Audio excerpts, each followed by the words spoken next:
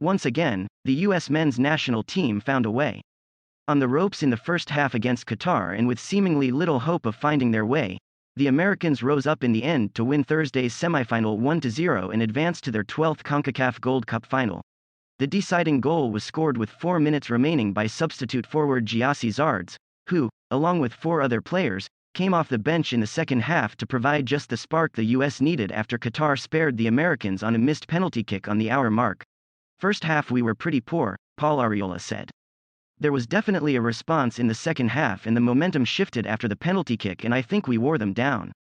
We continued pressing and we had some subs coming in that have made a huge difference in the last couple of games.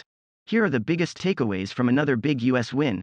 Out of ideas and seemingly baffled about how to solve the riddle that was Qatar, the US was stuck about an hour into the match. Then it conceded a penalty. And suddenly the way forward became clear. That's because Qatar captain Hassan Al-Haydos was as confused at the penalty spot as the US had been during the game and he skied his shot, seemingly undecided about where he was going to place it.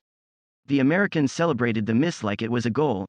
It was an injection of energy that was magnified by the insertion of 3 fresh players, Gyasi Zardes, Christian Roldan and Reggie Cannon, and the Americans gained a permanent edge in the game with Qatar dropping deeper to defend and making more errors under the increasing US pressure.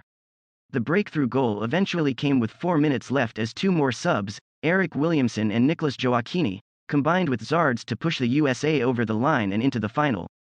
Unfortunately, I think after we missed the penalty we changed a little the game, Qatar head coach Felix Sanchez acknowledged after the match.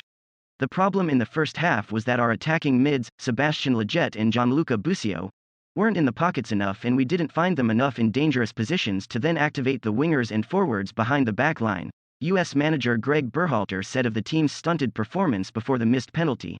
That's one of several debates that is likely to take place in the lead up to the final. That's how much more impressive the subs were. The hard runs and constant movement by Gyasi Zardes was enough of an upgrade over starting center forward Daryl Dike, above, make it a legitimate question. But Eric Williamson, Christian Roldan and Nicolas Joachini also made strong arguments to be considered for more prominent roles. They were more resourceful and had more ideas with the ball at their feet. Berhalter spent most of his post-game press conference answering questions about the subs' performances. His most telling answer came when he was asked whether Zardes had done enough to earn a start. It's 2 games in a row that we felt that Gyasi had a big impact, off the bench. Again, I know every player wants to be on the field and wants to be able to perform. We can only pick 11 in decisions like that. You test a player, Berhalter said. You back Dike and you say, show me what you got. And for Gyasi, he is the ultimate team player and he supports the whole team and all he wants is for the group to win. It's safe to say that Dike did not show Berhalter what he had, making the decision whether to start Zardes or Dike on Sunday a fascinating one. One thing I never do is I never question the coach's decision, Zardes said after the match. They're the ones, they do months of research on teams and game models and methodologies. And if they have me starting or on the bench, that's their decision. I'm going to do what I can to make a difference. I have full faith in the coaching staff and continue to try to be the best player I can be. Zardes may have scored the goal, but the US goalkeeper will go down as the Americans' man of the match. Turner came up with 2 big saves in the first half to keep the US in the match. The Americans were outshot 13-3 in the opening 45 minutes.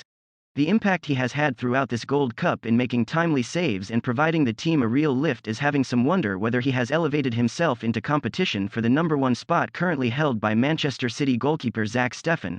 Coming into the tournament, we all thought Matt was a great shot stopper and now it was about putting that into play with the national team, Berhalter said. He's a gamer, he stays calm, he makes the saves when he needs to make the saves. To me the poise that he plays with is pretty good considering he doesn't have many caps. This is his 6th cap. But he plays with poise like he's been here before, and he bailed us out today in the first half. He made 2 great saves and he was our man of the match. Ethan Horvath's Nations League showing, Turner's Gold Cup heroics and the fact that Steffen doesn't see much playing time with Man City all figure to make for a legitimate competition when World Cup qualifying starts in September. Opponents will know by now that it doesn't take much for the US national team to get fired up and use that emotion to change the course of a match. It happened in the Nations League and it happened in the semifinal, too. That emotion boiled over on 2 occasions. The first came from Matthew Hopp, who shook his head as he was subbed off the field in the second half and then exchanged words with Berhalter near the bench area, with the coach asking him to take a seat. Then, after the US scored its goal, Berhalter immediately targeted the fourth official for his celebration. Berhalter started his post-game press conference with a message for the official. "I just want to start by apologizing to the fourth official," he said. "I think my reaction after the goal was a little bit overboard. There was some frustration with the refereeing today, but that poor guy, he wasn't the cause of it.